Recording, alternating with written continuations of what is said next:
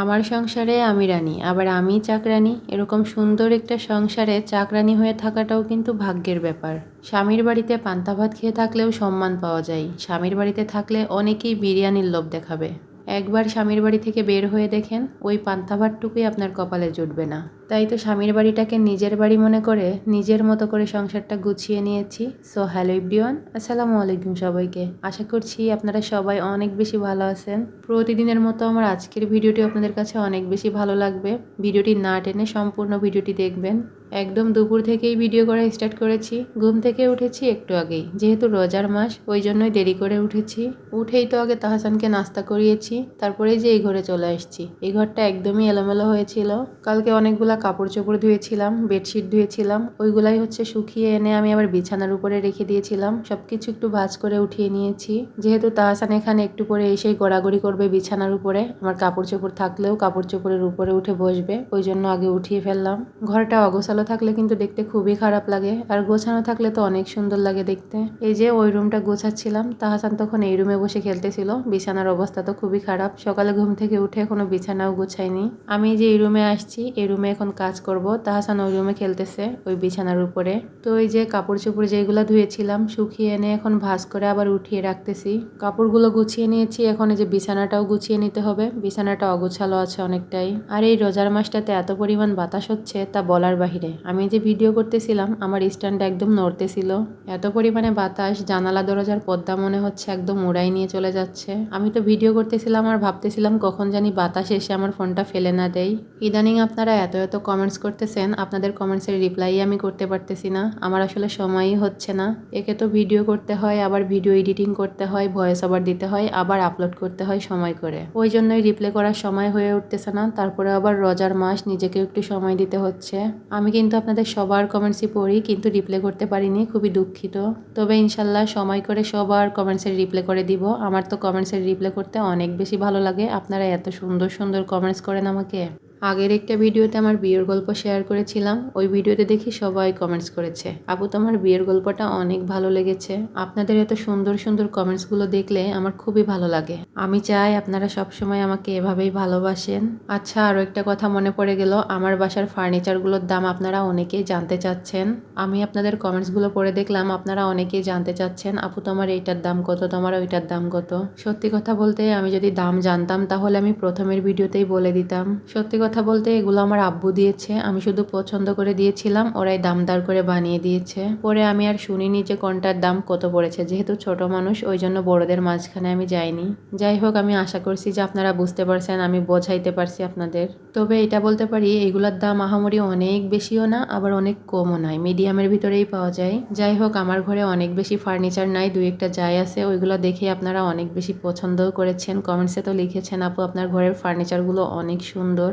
একদম ফাঁকা একটা ঘরে থাকি কয়েকটা জিনিসপত্র নিয়ে, এগুলোতেই আমরা অনেক হ্যাপি। সংসার জীবন যদি সুখের হয় সেইখানে কিন্তু আহামরি অনেক জিনিসপত্রেরও দরকার হয় না, অনেক বেশি টাকা পয়সারও দরকার হয় না। দুইজনের ভিতরের মিল বন্ধনটাই হচ্ছে বড় কথা। আচ্ছা, আরও একটা কথা মনে পড়ে গেল, অনেক আগের একটা ভিডিওতে একজন দেখি কমেন্টস করেছে, আর কয়দিনই বা কোয়ার্টারে থাকতে পারবেন, বেশি দিন তো থাকা যায় না। প্রথমে বাসার পারমিশন দেয় 1 বছর, তারপরে 6 মাস, তারপরে সোজা বাড়ি। আমি অবশ্য তার কমেন্টসের রিপ্লাইও করেছি, তারপরেও ভাবলাম আপনাদের সাথে একটু শেয়ার করি।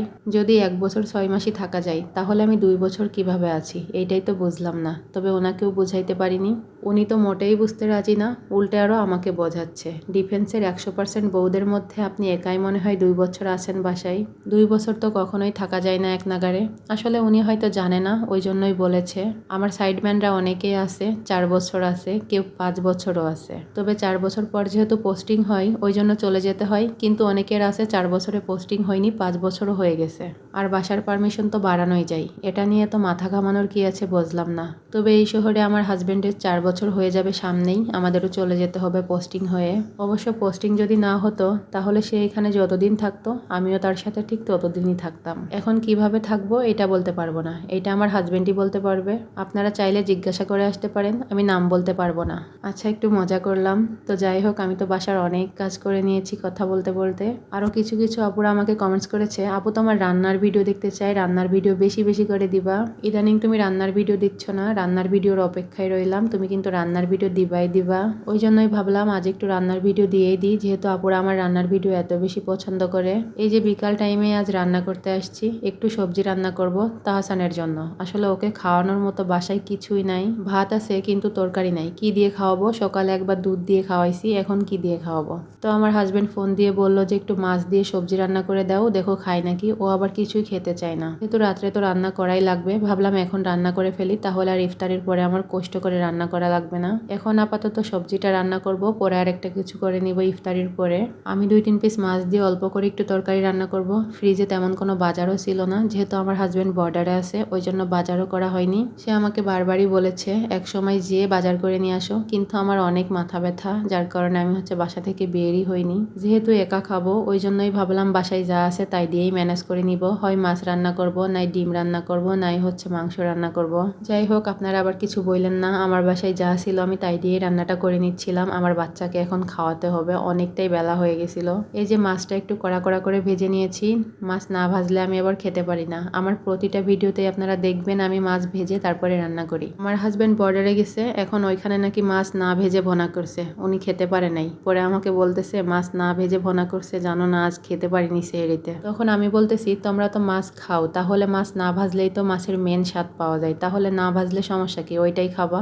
এখন সে বলতেছে তুমি মাছ ভেজে খাওয়াই খাওয়াই অভ্যাস করে দিছো, এখন মাছ না ভাজলে আমি খেতেই পারি না। যাই হোক, আমার হাজবেন্ড সবকিছুই আমার সাথে শেয়ার করে, ওই জন্য এটাও আমাকে বলেছে। তো এই যে রান্নাটাও তো হয়ে যাচ্ছে, কিছুক্ষণ নেড়ে চেড়ে ঝোলের পানিটা দিয়ে দিব, আর কিছুক্ষণ জাল করে নিয়ে মাছটা দিয়ে দিব। তারপরে আর কি, তারপরে একটা কড়া জাল দিয়ে দিব, আর ওই জালেই আমার তরকারি হয়ে যাবে। আমি রান্না করতেছিলাম আর এত বেশি বাতাস ছিল, আমি জানালা খুলতেই পারতেছিলাম না, ওই জন্যই জানালা লাগিয়ে দিয়েই রান্না করতেছিলাম আজ। আর এখন অনেকটা রোদও ছিল, আবার একটু পরে আমার ইফতারি বানাতে আসতে হবে। এই যে রান্না করে বাচ্চাকে খাওয়াবো, তারপরে আবার রান্নাঘরে আসতে হবে। যাই হোক, আজকের ভিডিওটি এই পর্যন্তই, আর বেশি বড় করছি না। ভিডিওটি যদি ভালো লেগে থাকে তাহলে একটা লাইক দিয়ে একটা কমেন্টস করে যাবেন। আপনারা ভালো থাকবেন, সুস্থ থাকবেন, আল্লাহ হাফেজ।